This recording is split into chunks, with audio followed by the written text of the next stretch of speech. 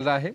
और India energy week में टीनो स्वदेश से खास बातचीत में आईजीएल के एमडी कमल किशोर चेतीवाल ने अधिग्रहण से लेकर दिल्ली सरकार की नई ईवी पॉलिसी पर कंपनी की रणनीति को लेकर चर्चा की। क्या कहा उन्होंने, आइए सुन लेते हैं, फिर आगे बढ़ेंगे। एमओयू साइन हुए हैं 19 सीवीजी प्लांट लगाने के लिए। ओवरऑल स्ट्रक्चर क्या होगा और कितने इन्वेस्टमेंट की हम उम्मीद करें इसके ऊपर?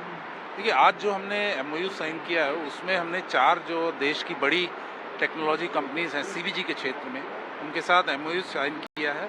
और इसमें जो टोटल प्योर गैस प्रोड्यूस होगी वो करीब 0.45 मिलियन की गैस होगी।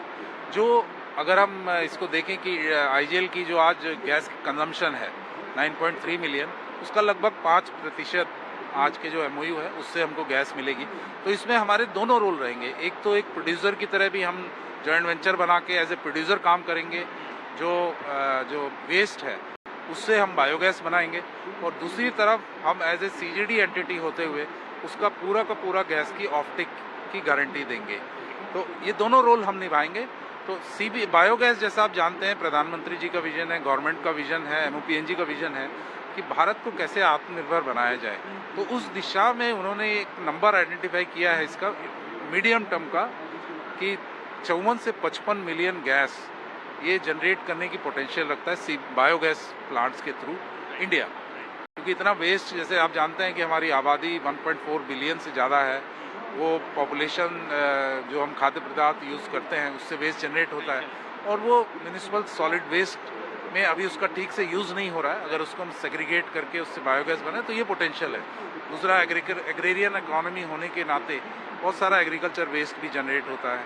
तो ये सब एक जो पहल गवर्नमेंट ने की है 4-5 साल पहले से, ये स्कीम है इस डायरेक्शन में, वेस्ट टू एनर्जी का प्रोजेक्ट है। तो दुनिया भर में हमने, अगर हम उसको स्टडी करें तो पाते हैं कि दूसरे देशों ने इस क्षेत्र में काफ़ी सक्सेस अर्जित की है। भारत भी इसमें जरूर करेगा, ऐसा हमारा विश्वास है। और ये 54 मिलियन से ज़्यादा कहीं हमारा इसमें पोटेंशियल आएगा। एक इम्पॉर्टेंट सवाल पीएनजी के कॉन्टेक्स्ट में है, नए कनेक्शंस के लिए, कनेक्शंस बढ़ाने के लिए क्या स्ट्रैटेजी होगी, और ओवरऑल वॉल्यूम की बात करें, क्या टारगेट रहेगा उसमें बढ़ोतरी को लेकर? देखिए, पीएनजी कनेक्शन बढ़ाने के लिए, जैसा आप जानते हैं, अभी पीएनजीआरबी का डोमेस्टिक पीएनजी महोत्सव चल रहा है, जो 26 जनवरी को लॉन्च हुआ था और 31 मार्च तक है। तो एक पीएनजी ड्राइव उन्होंने चालू की है कि देश में अवेयरनेस बढ़े कि कैसे ये फ्यूल, बाकी जो अल्टरनेट जो हमारे पास हैं, जैसे एलपीजी है या घरों में कई जगह लकड़ी यूज़ होती है, उससे कैसे बेहतर है।